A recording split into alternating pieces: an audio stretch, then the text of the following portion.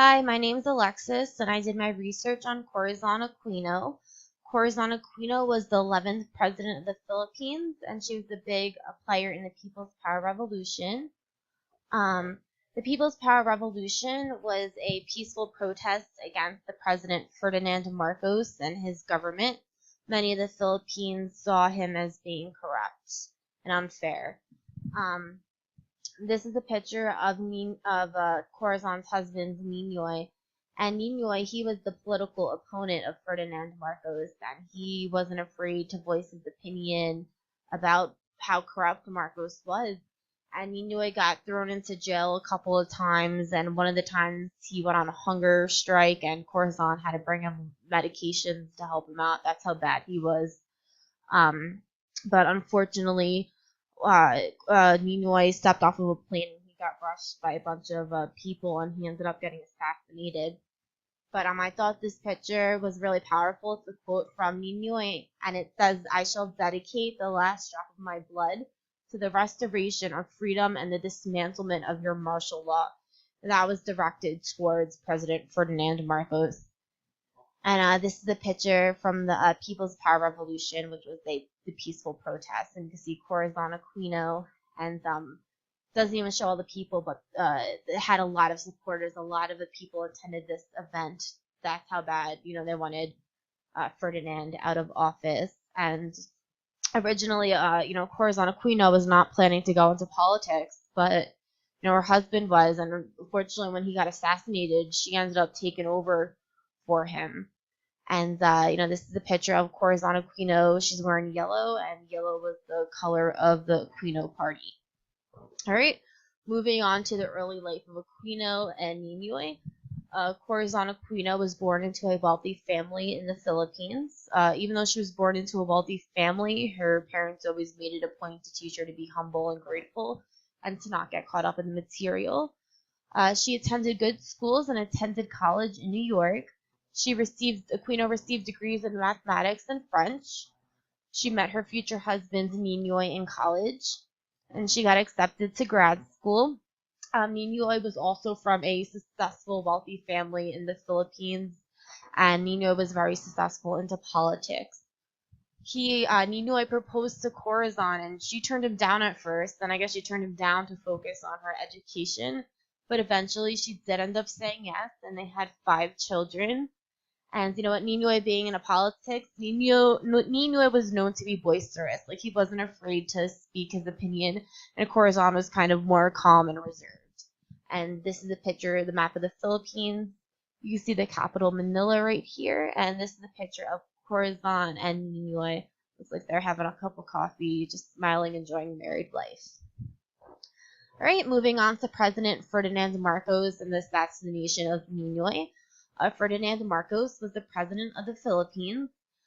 He turned into more of a dictator than a president. Here's a quote I chose that I thought explained the level of corruption very well. He declared martial law and abolished Congress. He jailed political opponents and controlled the press. In 1973, he forced the ratification of a new constitution that gave the president virtually unlimited power. Marcos credited himself with inventing a new form of government, which he called smiling martial law. And that is a quote by Axelrod Contrada. Ninoy, unfortunately, was assassinated after he stepped off of a plane. Many people believe that Marcos was directly behind this, and it shined a light on the corruption of the government. This is a picture of Ninoy after he was shot, and this is like the government surrounding his body and putting him in a truck. And this picture I thought was really powerful, and it's a picture of Ninoy's funeral. Once again, you can't see all the people, but you can see that there's a lot of people that attended this, and the Philippines were devastated when he got assassinated because they felt that Ninoy was their chance of hope, their chance of democracy, and living in a fair country. Up top, this is a picture of Ferdinand Marcos, and I chose this picture because he looks very dictatorial in this picture. Like, he's pointing his finger and kind of telling you what to do. That's kind of what I think of when I think of Ferdinand Marcos. And this is a quote from Ferdinand Marcos himself. And it says, "It is easier to run a revolution than a government." And that looks like that was directed towards Corazon.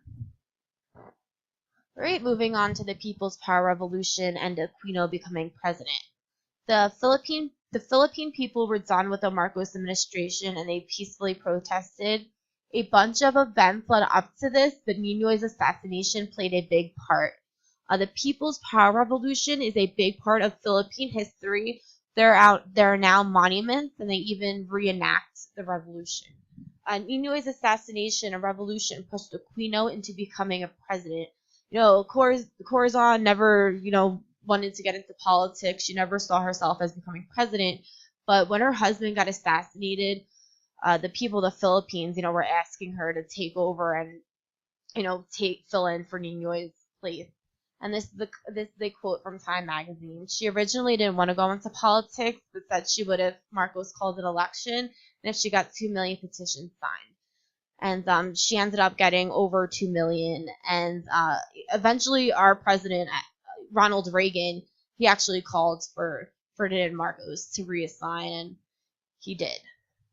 And this is another picture from the People's Power Revolution, and it just says, "Corey for president, this country needs you now."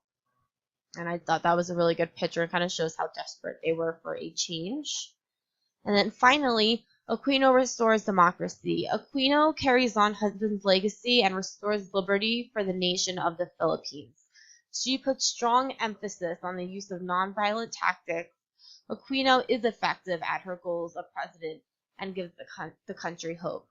And this is a quote from Corazon Aquino. "I share the same high regard for political power as a sacred trust to be held for the benefit of the people. And I believe that freedom of the individual is all important and ranks above everything else."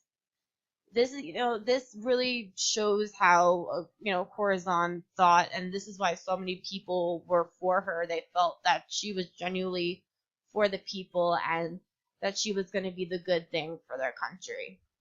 And the U.S. invites her to speak at the White House, where Aquino received a standing ovation. Our government was very proud of Corazon Aquino. Us being a democracy supported her.